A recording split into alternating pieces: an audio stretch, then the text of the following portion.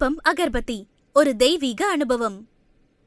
பக்தி ஒளி நேயர்கள் அனைவருக்கும் வணக்கம். இந்த நாள் இனிய நாளாக அமைய வாழ்த்துக்கள். ஏஎல்பி ஜோதிட ஆசிரியர் டாக்டர் சாந்தி தேவி ராஜேஷ்குமார். இன்னைக்கு ஒரு அருமையான நமக்கு பலன் தரக்கூடிய பரிகார கோவில்களை தாங்க பாக்குறோம். ஏன்னா நம்ம வாழ்க்கையில எத்தனையோ கோயிலுக்கு போறோம் வர்றோம், ஆனாலும் நமக்கு ஒரு நிறைவோ ஒரு திருப்தியோ ஏதாவது ஒரு சில கோயில்கள்ல மட்டும்தான் கிடைக்கும். அப்படி நமக்கு எந்த கோவில்ல அந்த நிறைவும் அந்த திருப்தியும் கிடைக்குதோ அதுதான் நமக்கான கோவில். அது வரையும் நம்ம ஓடிக்கிட்டே இருக்கணும், வாழ்க்கையின் எல்லை வரையும் ஓடிக்கிட்டே தான் இருக்கணும். நீங்க நிறைய ஆலயங்கள் பார்த்திருப்பீங்க. இந்த இடம் பிரம்மா பிரதிஷ்டை செய்து வழிபட்ட இடம், அகத்தியர் பிரதிஷ்டை செய்து வழிபட்ட இடம், தேவேந்திரன் பிரதிஷ்டை செய்து வழிபட்ட இடம், பஞ்சபூதங்கள் பிரதிஷ்டை செய்து வழிபட்ட இடம்னு நிறைய இடங்கள்ல இருக்கும். ஏன் அவங்க ஒரு இடத்துல பிரதிஷ்டை பண்ணி வழிபட்டா பத்தாதா?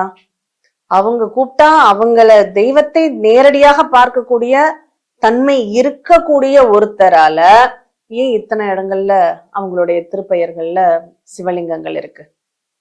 நீங்க நிறைய பழமையான பெரிய ஆலயங்களுக்கு எல்லாம் போங்க. அங்க சப்த ரிஷிகள் வழிபட்ட சிவலிங்கம்னு இருக்கும், பஞ்சபூதங்கள் வழிபட்ட சிவலிங்கம்னு இருக்கும். ஏன் இருக்கு? இந்த பஞ்சபூதங்கள் தான் எல்லா இடத்துலயும் இருக்கே.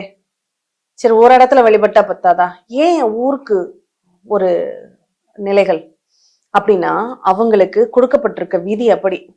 நீ எந்தெந்த இடம்லாம் சிவதரிசனம் பண்ண முடியுமோ அங்கெல்லாம் போய் பண்ணு, உனக்கு எந்த இடத்தில் உன் சாபம் நிவர்த்தி ஆகுதோ அதுதான் உனக்கான இடம்னு சொல்லி அனுப்பிச்சிடுறாங்க.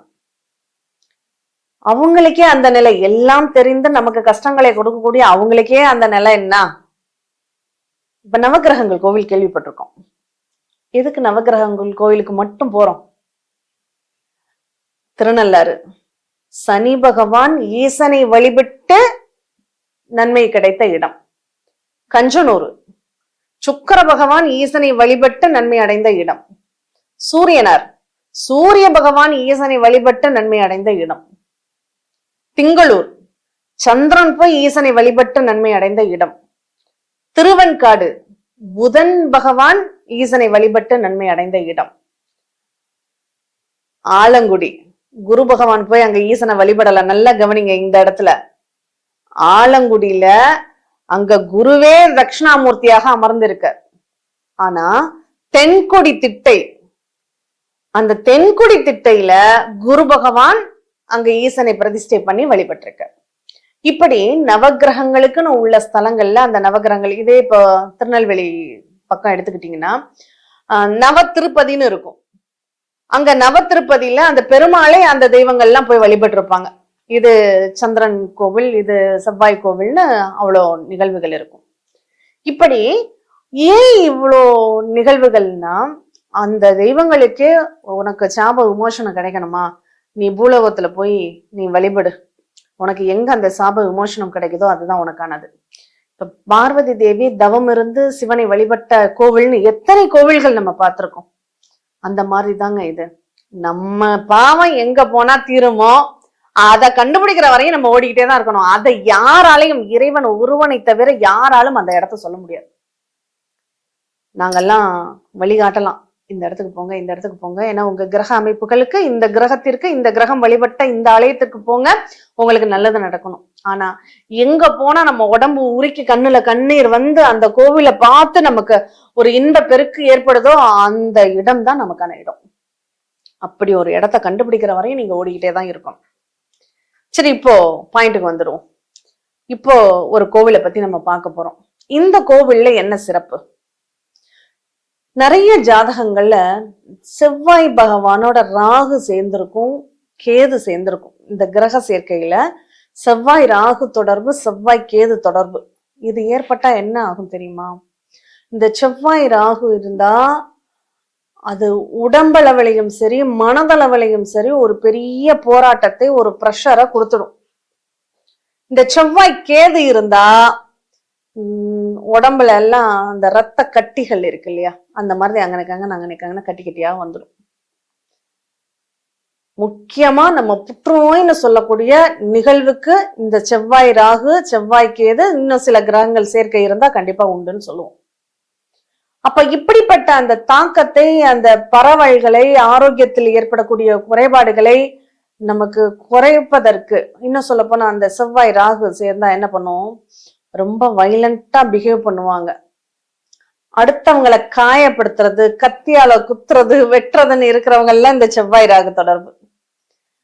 இன்னொன்னு, மத்தவங்களை பிளாக்மெயில் பண்ணி தனக்குத்தானே கையில அறுத்துக்கிறது, வெட்டிக்கிறது, தற்கொலை பண்ணிக்கிறது எல்லாமே இந்த செவ்வாய் கேது இணைவு. சரி, இதை சரி பண்றதுக்கு நம்ம என்ன பண்ண முடியும்? அதுக்கான ஒரு பரிகார கோவில் நான் சொல்றேன். இந்த ஆலயத்துல நாகர் குடைபிடித்த நிலையில் இருக்கக்கூடிய நாக சுப்பிரமணியன் இருக்கார். நாக சுப்பிரமணியன் இவரை வழிபடுவதனால என்ன பலன்? நாகர் செவ்வாய் முருகனுக்கு உரியது. இந்த செவ்வாய் ராகு, செவ்வாய் கேது இங்க சர்ப வடிவில அந்த முருகனுக்கு குடைபிடிக்கிறாங்க. அப்ப இங்க செவ்வாயின் அதிதேவதையாவும் முருகன் வந்துடுறாரு. இந்த சர்பங்கள் அவருக்கு கட்டுப்பட்டதுனாலதானே அவருக்கு குடைபிடிக்குது. அந்த திருக்கோலத்திலையும் இங்க காட்சி தர்றாங்க. வள்ளி தெய்வானையுடன் எங்க இருக்காங்க? ஒவ்வொரு ஆலயங்கள்லயும் பாருங்க, முருகப்பெருமான் வடமேற்கு மூலையில தான் இருப்பார். வேற எந்த திசையிலும் இருக்க மாட்டார். ஏன் வடமேற்கு மூலையில இருக்காரு? அது அவருக்கான திசை. அது வடமேற்கு மூலை அப்படிங்கிறது. பிள்ளையாரு பாருங்க, கன்னி மூலையில தான் உட்கார்ந்துருப்பார்.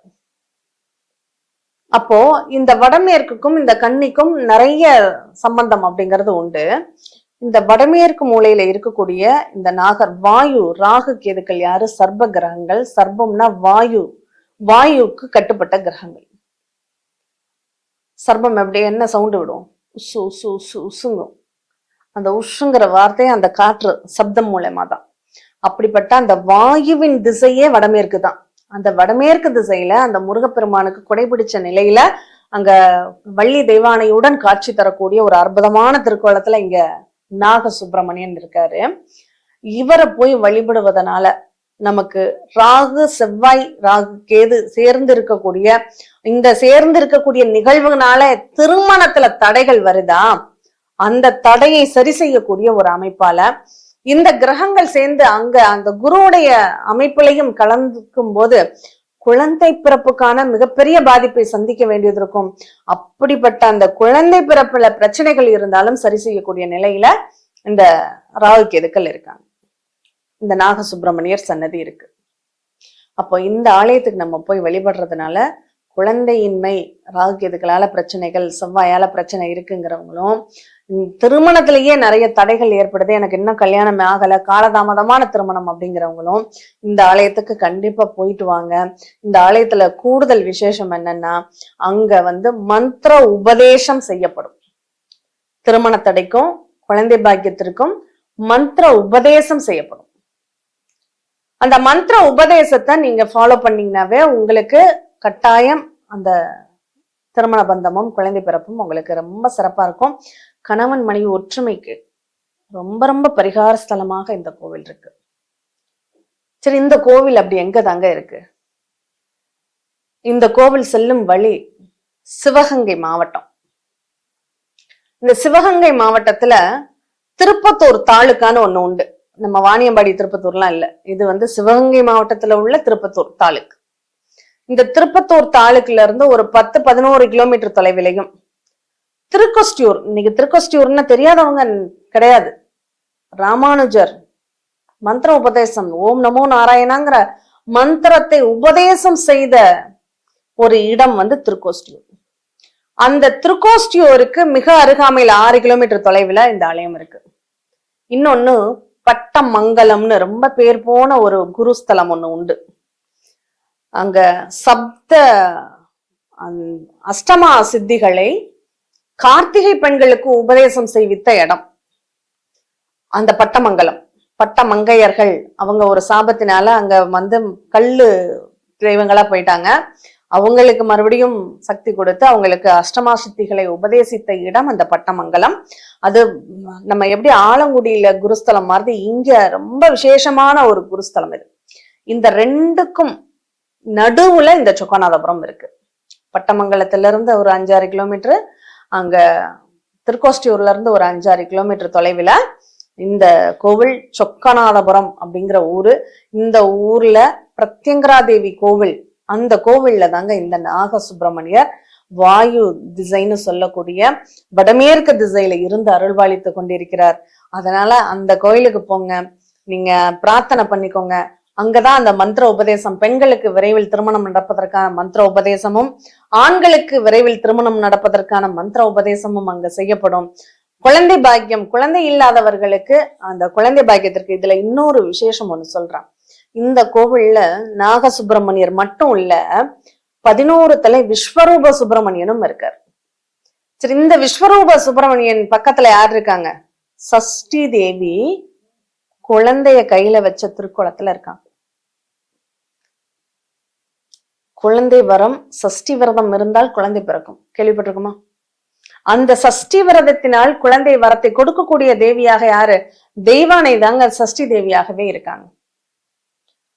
அப்ப அந்த தெய்வானை மடியில அந்த குழந்தை இருக்கு. இந்த பூலோகத்துல இருக்கக்கூடிய 12 வயதுக்கு உட்பட்ட குழந்தைகளுக்கெல்லாம் நான் பொறுப்பு அப்படிங்கிற மாதிரியே அங்க தெய்வானை காட்சி தர்றாங்க. அதனால உங்களுடைய குழந்தைகளுக்கு 12 வயதுக்குள்ள ஏதாவது பிரச்சனைகள் இருக்கு, ஆரோக்கியம் சம்பந்தமான நிகழ்வுகள் இருக்குன்னா கட்டாயம் இந்த கோயிலுக்கு ஒரு தடவை அழைச்சிட்டு போயிட்டு வாங்க. அவ்வளவு ஒரு வலிமையான ஒரு கோவில் இந்த ஆலயம். இந்த ஆலயத்தினுடைய தொடர்புக்கு இந்த வீடியோக்கு கீழேயே உங்களுக்கு நம்பர் போடுவாங்க, அதை நோட் பண்ணி நீங்க கால் பண்ணிட்டு போங்க. எல்லா நாட்களுமே நீங்க போய் வழிபாடு பண்ண முடியும். அதுல ஞாயிற்றுக்கிழமை ராகு காலம் அப்படிங்கிறது ரொம்ப விசேஷமாக இருக்கும். அடுத்து இந்த சஷ்டி அன்னைக்கு முருகனுக்கு போய் வழிபாடுகள் பண்ணுங்க. கண்டிப்பா கார்த்திகை நட்சத்திரம், சஷ்டி, இது எல்லாமே அங்க விசேஷ நாட்களாக இருக்கும். போய் வழிபாடுகள் பண்ணுங்க. கண்டிப்பா உங்க வாழ்க்கையில எல்லா வளமும் நலமும் பெறணும் அப்படின்னு நாமளும் இறைவனை பிரார்த்தனை பண்ணிப்போம். மீண்டும் இனியதொரு நிகழ்வில் சந்திப்போம். நன்றி, வணக்கம்.